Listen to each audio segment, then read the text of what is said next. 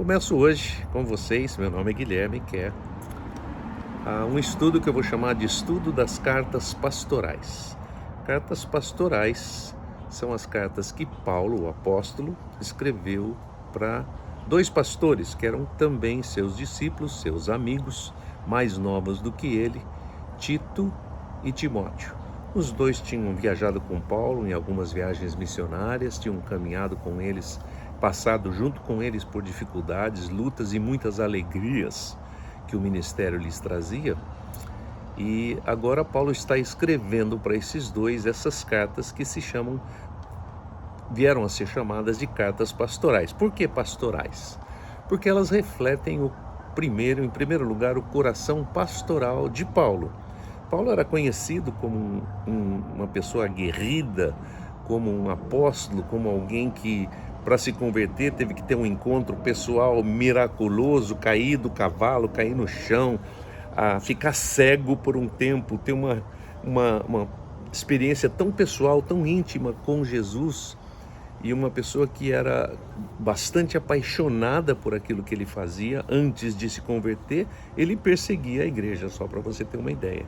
Era uma pessoa violenta, uma pessoa que queria que acabassem com aquela história de discípulos do primeiro século.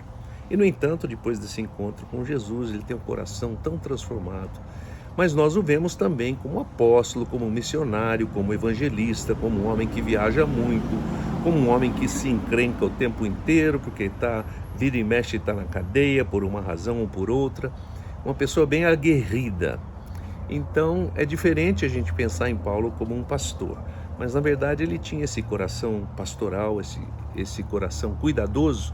Por isso que ele está escrevendo para os seus dois amigos e discípulos, Timóteo e Tito.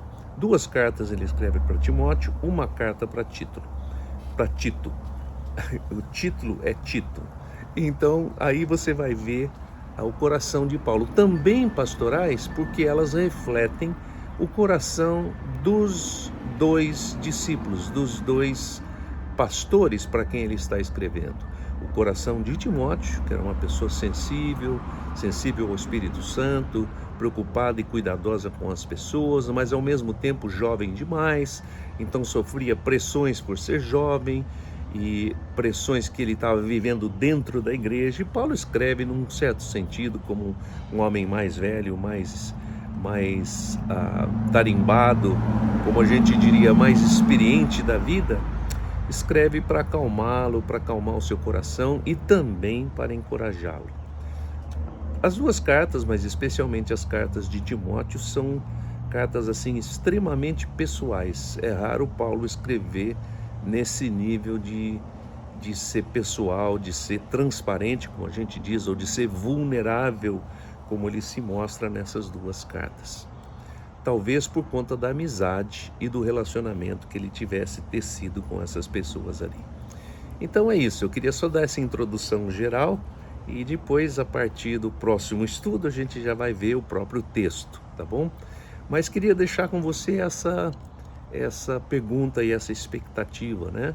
Existem espaços e lugares na sua vida onde você consegue ser transparente, onde você pode ser vulnerável, onde você pode falar do seu próprio coração, das suas lutas, daquilo que você está enfrentando, ou comunicar nesse nível de coração para coração com alguém?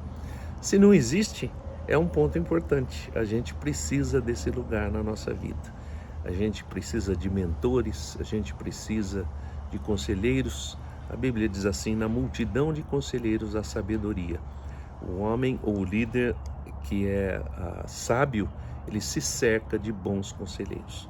Claro que tem conselheiro de todo tipo, então não se cerque de qualquer um, mas cerque-se de bons conselheiros e encontre esse lugar onde você pode ser você, abrir o seu coração e ser